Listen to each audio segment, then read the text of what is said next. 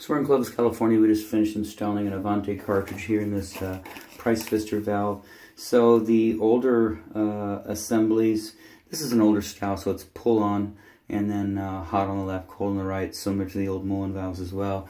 This is a direct replacement, and of course, hopefully you won't get a big shine, but you can see it's the 974-292 cartridge, and it's a price fister original item, so it's not an aftermarket like a Danco or something. And so what we did is we took this old guy out. You can see it sitting there on the floor. Came apart in pieces. It was in there pretty good, so you got to be careful prying it out of there. Otherwise, the plastic snaps or the plastic stem pulls through, and then you're into a big project. So we got it out of there. Everything got lubed up. We cleaned out the inside. A lot of lubrication in there. We got the plumber's grease that goes in there.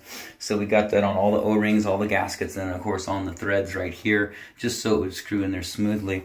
And then we ran the water hot and cold, and it appears to have resolved the issue. So what you can see inside right now, you can see down on the bottom, no water escaping. So that's where the water was coming out, and it's hard to tell, but the bottom of this the cartridge retainer, which is this large metal nut right here, it's got scale built up on the bottom. That's where the existing water was leaking out, and so now it's dry. And I think my camera's bouncing around for some reason. I'm not sure why, but hopefully the video comes out okay. But so it's nice and greased up, no water, and that's greased, and on the bottom you can see it.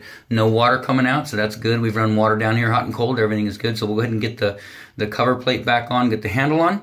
Outside of that, this installation is done.